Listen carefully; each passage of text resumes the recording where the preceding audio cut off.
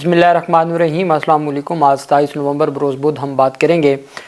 एक high court के जज साहब हैं, उनकी जानिब से ये फ़ैसला किया गया है जो सीनियर जजेस को हटा के और जूनियर जजेस पर मुश्तमिल आइनी बेंच बनाए गए थे, उस पर मुअज़्ज़ज़ अदालत और मुअज़्ज़ज़ जज ने बाकायदा तौर पर ये फ़ैसला किया है कि वो आइनी बेंच का हिस्सा नहीं बनेंगे और उन्होंने ख़त भी लिखा, रीज़निंग भी दी है।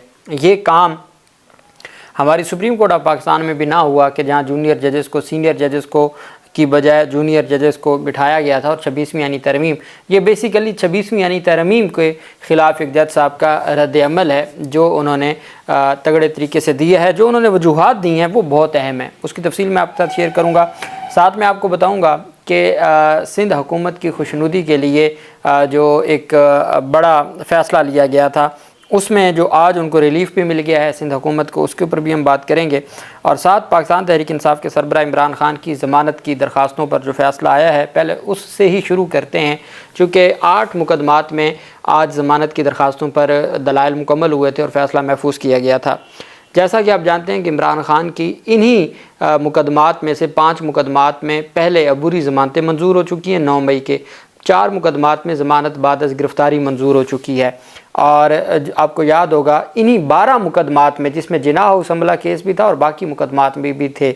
अब इसका मतलब ये है कि 12 के 12 मुकदमात का जो तकिया था वो एक पुलिस वाले का बयान था। लाहौर हाई कोर्ट ने चूँकि 12 मुकदमात में 10 रोज़ा जिस्मानी रिमांड को कलअदम करार दिया था, और लाहौर हाई कोर्ट ने कहा था कि जिस पुलिस वाले बयान की रोशनी में ये इमरान खान के ख़िलाफ़ जो सबूत है वो सिवाय एक पुलिस वाले के बयान के और कुछ नहीं है, तो वो दिया गया था एक और मुकदमे में जो मुस्लिम लीग नून हाउस हमला केस था, जो उनका ऑफिस था मुस्लिम लीग नून का ऑफिस, उस हमला केस में दिया गया था। जब उसमें दिया गया था और उसमें अबूरी ज़मानत मंजूर हो गई थी इमरान खान की, तो फिर उसी बयान की रोशनी में जब बाकी मुकदमात में नामज़द किया गया है तो उस बयान की क्या हैसियत रह जाती है जो जिस मुकदमे में बयान दिया गया तो उसमें ज़मानत मंजूर हो चुकी है। वो 12 के 12 मुकदमात थे। अगर उन मुकदमात में कोई चीज़ होती तो कई घंटे के दलाइल के बाद अदालत 12 मुकदमात में दिया गया जो रिमांड थी उसको ना मुस्तरद करती और अदालत जुडिशल ना करती। फिर हमने देखा कि जो 4 मुकदमात में यही सेम एलिगेशन है, इमरान खान पे एलिगेशन है कि उन्होंने उकसाया। जज कह रहा है, जज अरशद जावेद, कि इमरान खान कैसे उकसा सकते हैं, वो तो खुद उसमें थे, कस्टडी में थे, तो वो कैसे उकसा सकते हैं, यही हाई कोर्ट ने कहा। लेकिन उन्हीं एक ही नौइयत के इल्ज़ामात हैं, मुकदमात अलग अलग हैं लेकिन इल्ज़ाम एक ही है, गवाह एक ही है, जिसकी बुनियाद पे ज़िमनी में जो है वो इमरान खान को नामज़द किया गया। लेकिन जो जज हैं मंजर गिल साहब, उन्होंने इमरान खान की 3.5 घंटे फ़ैसला महफूज रखने के बाद बार बार ये ख़बरें सामने आती रहीं कि जज साहब फ़ैसला लिखवा रहे हैं, तहरीर फरमा रहे हैं, और उसके बाद फिर उन्होंने ज़मानत की दरख्वास्तें खारिज कर दी हैं। अल्टीमेट पाकिस्तान तहरीक इंसाफ के वकला की जानिब से कहा गया है कि वो कल ही ज़मानत की दरख्वास्तों का जो खारिज होने का फ़ैसला उसको लाहौर हाई कोर्ट में चैलेंज करेंगे और अल्टीमेट लाहौर हाई कोर्ट से ये ज़मानतें मंजूर हो जाएंगी, चूँकि लाहौर हाई कोर्ट का पहले ही फ़ैसला है जिसमें वो पूरा केस डिस्कस कर चुके हैं। रिमांड का केस डिटेल में डिस्कस किया जाता है, बेल डिटेल में नहीं डिस्कस की जाती, और अदालत में जो तमाम की तमाम, और फिर इसी तरह का जो रूल ऑफ कंसिस्टेंसी है कि यही इल्ज़ामात हैं। 14 मुकदमात रावलपिंडी के हैं जिसमें GHQ हमला केस समेत बाकी मुकदमात हैं, उन तमाम मुकदमात में ज़मानत मंजूर हो गई है। 4 मुकदमात में बाद अज़ गिरफ़्तारी, लाहौर के 9 मई के मुकदमात में 5 कबल अज़ गिरफ़्तारी ज़मानतें मंजूर हो चुकी हैं। 9 मुकदमात में ज़मानतें हो चुकी हैं, 8 में ज़मानतें उसी एक एलिगेशन की बुनियाद पर, सेम एलिगेशन है तमाम मुकदमात में, और उसमें जो जज साहब की जानिब से फ़ैसला आया है, मैं समझता हूँ कि ये फ़ैसला अल्टीमेट अदालतों से इसके हवाले से जो है वो हाई कोर्ट इस फ़ैसले को सर्टिसाइड कर देगी। सुप्रीम कोर्ट ऑफ पाकिस्तान में एक अहम केस पर समाअत हुई थी आइनी बेंच में, और वो स्टूडेंट्स यूनियन बहाली की दरख्वास्त थी कि जो तलबा तंजीमें हैं उनकी बहाली के हवाले से इस्तदा की गई थी, जिस पर पहले इतराज़ात लगाए गए थे रजिस्ट्रार ऑफिस की जानिब से, और स्टूडेंट्स यूनियन बहाली की दरख्वास्त पर इतराज़ात ख़त्म करते हुए दरख्वास्त को समाअत के लिए मंजूर करते हुए अटॉर्नी जनरल ऑफ पाकिस्तान को नोटिस जारी कर दिया। सुप्रीम कोर्ट ने दरख्वास्त पर सुबह एडवोकेट जनरल और एडवोकेट जनरल इस्लामाबाद को भी नोटिस जारी करते हुए रजिस्ट्रार ऑफिस को दरख्वास्त पर नंबर आयद करते हुए اور عدالت نے کہا کہ اس کے اوپر آپ نمبر لگائیں اور نمبر لگا کے آپ دوبارہ سماعت کے لیے مقرر کریں۔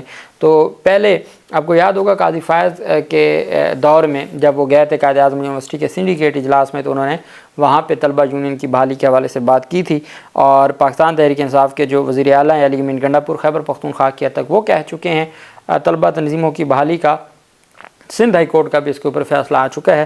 تو یہ خوشائند بات ہے، چونکہ طلبہ تنظیموں سے یہ مراد ہوتا ہے کہ اگر وہ ان کو ڈسپلن میں رکھا جائے تو لیڈرشپ آتی ہے مختلف۔ اب پاکستان تحریک انصاف کو دیکھ لیں، وہ لوگ جو بڑے پرانے سیاستدان تھے وہ چھوڑ گئے، لیکن جو ینگ لیڈرشپ تھی، جو ISF سے آئی تھی، انصاف اسٹوڈنٹس فیڈریشن سے، وہ مشکل وقت میں بھی اپنی ذمہ داریاں نبھاتی رہی ہے۔ دوسری طرف ایک اور اہم پیش رفت سامنے آئی ہے۔ اچھا، سب سے پہلے تو میں آپ کو بتاتا چلوں کہ جو آئینی بینچ سندھ ہائی کورٹ میں بھی 9 ججز کا آئینی بینچ بنا ہے، اس کے حوالے سے حسنات ملک صاحب کی ایک رپورٹ سامنے آئی۔ حسنات ملک صاحب کہتے ہیں ایکسپریس ٹرائبیون پر کہ پیپلز پارٹی سندھ ہائی کورٹ کے آئینی بینچوں میں اپنی پسند کے ججوں کو نامزد کروانے میں کامیاب ہو گئی ہے۔ یہ کون کہہ رہا ہے؟ حسنات ملک کہتے ہیں دلچسپ بات یہ ہے کہ آئینی ججوں کی نامزدگی میں سندھ ہائی کورٹ کے 8 سینئر ججز کو نظر انداز کیا گیا ہے۔ 8 یہاں تو سپریم کورٹ میں تو پہلے 2 سینئر ججز کو نظر انداز کیا گیا، سندھ ہائی کورٹ میں پہلے 8 کے 8 ججز کو نظر انداز کیا گیا۔ بینچ کے سربراہ جسٹس کے آغا سینیورٹی لسٹ میں 9ویں نمبر پر ہیں، اور اب تک صرف سندھ ہائی کورٹ میں آئینی بینچ بنایا گیا، ہائی کورٹس میں کسی اور ہائی کورٹ میں نہیں بنایا گیا۔ دیگر تینوں صوبوں اور وفاق نے آئینی بینچوں کی توثیق سے متعلق قرارداد منظور نہیں کی۔ معلوم ہوا ہے کہ چیف جسٹس یحییٰ آفریدی، جسٹس سید منصور علی شاہ، جسٹس منیب اختر اور سندھ ہائی کورٹ کے چیف جسٹس شفیع صدیقی نے اکثریتی رائے سے اختلاف کیا اور کہا کہ سندھ ہائی کورٹ کے تمام ججز کو آئینی بینچوں کے لیے نامزد کیا جانا چاہیے۔ جسٹس امین الدین خان، جسٹس جمال مندوخیل اور وکلا نمائندوں نے ان کی رائے کی حمایت نہ کی۔ اس معاملے میں وہ حکومتی نمائندوں کے ساتھ ایک پیج پر تھے۔ جسٹس کے آغا پیپلز پارٹی دور میں ایڈیشنل اٹارنی جنرل اور پروسیکیوٹر جنرل نیب رہے، بطور سرکاری وکیل 18ویں آئینی ترمیم کا بھی دفاع کیا۔ وہ ان چند ججز میں شامل ہیں جنہیں 31 جولائی 2009 کے آرڈر کے ذریعے ہٹانے کے بعد سندھ ہائی کورٹ کے جج کے طور پر دوبارہ تعینات کیا گیا۔ جسٹس کے آغا نے جج بننے کے لیے اپنی غیر ملکی شہریت ترک کرنے سے انکار کر دیا تھا۔ حسنات ملک صاحب کہتے ہیں PTI حکومت نے مبینہ غیر ملکی جائیدادیں ظاہر نہ کرنے پر ان کے خلاف بھی ریفرنس دائر کیا تھا، تاہم جسٹس قاضی فائز عیسیٰ کے خلاف ریفرنس ختم کرنے کے بعد سپریم جوڈیشل کونسل نے ان کے خلاف بھی کارروائی ختم کر دی تھی۔ سندھ ہائی کورٹ بار کے سابق صدر صلاح الدین احمد نے کہا کہ سندھ اور وفاق کی حکومتیں ایسے ججوں کو منتخب کرنے میں کامیاب ہوئی ہیں جو ان کے خیال میں ان کے کم سے کم مخالفت کریں گے۔ عبدالمحیط جعفری نے کہا کہ ہائی کورٹ کے آئینی دائرہ کار کو 9 ججوں تک محدود کرنا ایک مذاق ہے، یہ برقرار نہیں رہ سکتا۔ اب کیا ہوا؟ آج آئینی بینچ نے پہلی سماعت کی، اور پہلی سماعت میں ہی آئینی بینچ جسٹس کے آغا کی سربراہی میں 3 رکنی بینچ نے بڑے عرصہ سے سندھ ہائی کورٹ کی جانب سے ایک اسٹے آرڈر جاری کیا گیا تھا کہ جو سندھ حکومت ہے وہ اساتذہ کی بھرتیاں نہیں کر سکتی، روکا ہوا تھا۔ اس میں بہت بڑے پیمانے پہ جو گھوسٹ ٹیچرز کی بھرتیوں کا معاملہ سامنے آیا تھا۔ اساتذہ سکول نہیں ہے، ٹیچرز ایگزسٹ ہی نہیں کرتے، ان کو پیسے بھی جاتے ہیں، ان کو تنخواہیں بھی جاتی ہیں جو پھر جعلی اکاؤنٹس میں جاتی ہیں۔ یہ باقاعدہ طور پر اس کے اوپر پورا کیس دائر ہوا تھا۔ تو یہ اس طرح کا معاملہ ہے، اور لیکن اور یہ اندرون سندھ میں ہوتا ہے، تعیناتیاں کر دیتے ہیں یا وہ تعیناتیاں میرٹ سے ہٹ کے کی جاتی ہیں۔ سندھ ہائی کورٹ نے کوئی میکنزم بنانے کا کہا تھا، انہوں نے اسٹے آرڈر دیا ہوا تھا۔ جو آئینی بینچ ہے جسٹس کے آغا صاحب کی سربراہی میں، پہلے ہی دن انہوں نے سندھ حکومت کی جو درخواست تھی کہ اس حکم امتناع کو خارج کیا جائے اس کو خارج کر دیا، حکم امتناع ختم کر دیا۔ سندھ ہائی کورٹ کا آئینی بینچ نے PST اور JST ٹیچرز کی بھرتیوں پر حکم امتناع ختم کر دیا۔ آئینی بینچ نے سندھ حکومت کی درخواست پر PST اور JST ٹیچرز کی بھرتیوں پر حکم امتناع ختم کر دیا۔ آئینی بینچ نے سندھ حکومت کو صوبے بھر میں ٹیچرز کی بھرتیوں اور جوائننگ کی اجازت دے دی ہے۔ اس سے پہلے مختلف درخواستوں پر سندھ ہائی کورٹ نے حکم امتناع جاری کیا تھا۔ عدالت عالیہ نے سندھ حکومت کو ٹیچرز کی بھرتیوں سے روکا تھا۔ سندھ حکومت نے موقف اپنایا کہ حکم امتناع کی وجہ سے صوبے میں تعلیم کا نظام رک چکا ہے۔ پہلے انقلاب آ چکا ہے تعلیم کے نظام میں۔ ابھی آپ MD CAT کے جو ٹیسٹ ہوئے ہیں جس میں پیپر لیک کیے گئے ہیں اور 99% نمبر آئے ہیں۔ پہلے تو تعلیم کا انقلاب آ چکا ہے سندھ میں، اس وجہ سے رکا ہوا تھا۔ تعلیم کا نظام بہتر کرنے کے لیے ٹیچرز بھرتی کرنے کے لیے اجازت دے دی جائے۔ دائر درخواست میں موقف اپنایا گیا تھا کہ ہارڈ ایریا کا جواز بنا کے اپنے لوگوں کو 33 مارکس پر پاس کیا گیا۔ پورے سندھ میں ایک ہی قانون ہونا چاہیے۔ سندھ بھر میں PST GST کے امیدوار کو 33 مارکس پر پاس قرار دیا جائے، لیکن جہاں پہ جو اندرون سندھ کے ایریا ہیں وہاں 33% بھی نمبر نہیں آتے نا، جس کے 100 میں سے 33% نمبر بھی نہیں آتے، اس کو بھی اپنی طرف سے نمبر دے کے جو 33% پر پاس کیا گیا، اپنے لوگوں کو خود جو ہے وہ ہارڈ ایریا کا جواز بنا کے ان لوگوں کو یہ ریلیف دیا گیا۔ تو انہوں نے کہا جی جب پھر باقیوں کو دینا ہے تو پھر پورے سندھ میں دینا چاہیے، اس پر حکم امتناع آیا تھا۔ اب ہم آ جاتے ہیں جی کہ جو آئینی بینچ بنا 9، اس میں جسٹس جو عمر سیال صاحب ہیں، جسٹس عمر سیال سندھ ہائی کورٹ کے، انہوں نے آئینی بینچ کا حصہ بننے سے انکار کر دیا۔ یہ ان 9 ججز میں سے ہیں جن کو جوڈیشل کمیشن نے 8 سینئر ججز کو چھوڑ کے اس کے بعد 9 ججز تعینات کیے، اور وہ 9 ججز بھی آگے نمبر سے ہیں، وہ میں آگے آپ کو بتاتا ہوں۔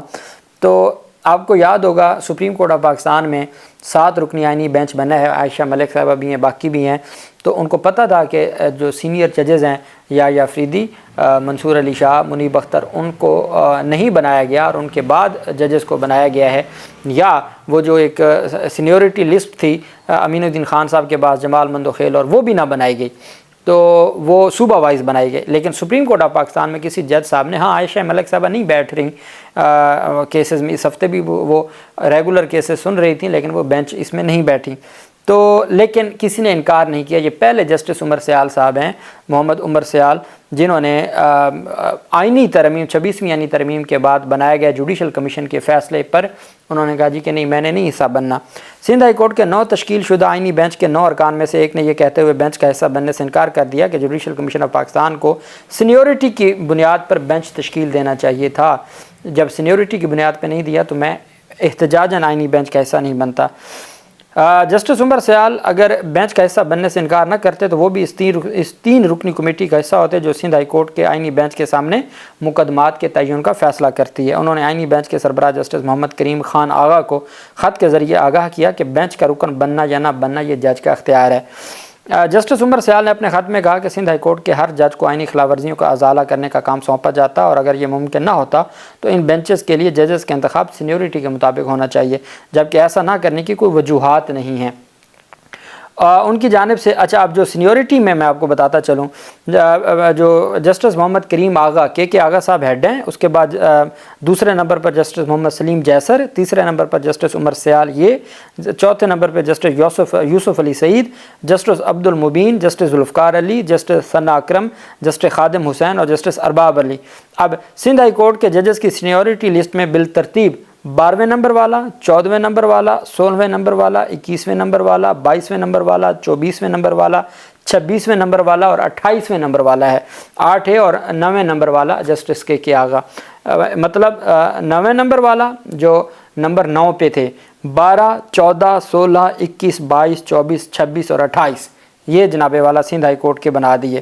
اس پر پھر انہوں نے کہا کہ جوڈیشل کمیشن میں ان کے سینئر ساتھیوں اور سندھ ہائی کورٹ کے چیف جسٹس نے سندھ ہائی کورٹ کے آئینی بینچ کے لیے کی گئی نامزدگیوں سے اختلاف کیا تھا، اور وہ اس بات کو سراہتے ہیں کیونکہ ان کا اختلاف شخصی نہیں بلکہ اصولی معاملہ تھا۔ فاضل جج نے کہا کہ ان کے نقطہ نظر میں کچھ سینئر جج اپنے تجربے، علم اور حکمت کے باعث آئینی بینچ کو تفویض کردہ مقدمات کو نمٹانے والے بینچز کے لیے زیادہ موزوں ہیں۔ اس سلسلے میں سندھ ہائی کورٹ کے چیف جسٹس کی جانب سے یہ فیصلہ کیا جانا بہتر تھا کہ کس جج کو کس بینچ کا حصہ ہونا چاہیے، کیونکہ ایک صوبے کا چیف جسٹس اپنے ججز کو سب سے بہتر جانتا ہے۔ خط میں کہا گیا جب ایگزیکٹو سے جوڈیشل کمیشن کے ارکان کی بڑی اکثریت صحیح یا غلط طور پر بینچز کی تشکیل میں اہم کردار ادا کرتی ہے تو عدلیہ میں ایگزیکٹو کی مداخلت کے بارے میں خطرناک تاثر پیدا ہوتا ہے جو جمہوریت کو بری طرح نقصان پہنچاتا ہے۔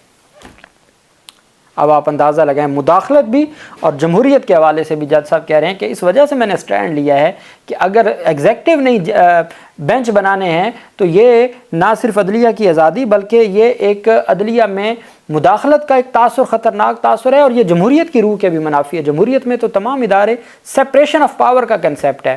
یہ جناب جج صاحب نے خط لکھا اور انہوں نے اس کا حصہ بننے سے انکار کر دیا۔ اللہ پاک پاکستان کا حامی و ناصر ہو۔ بہت شکریہ۔ اللہ حافظ۔ پاکستان زندہ باد۔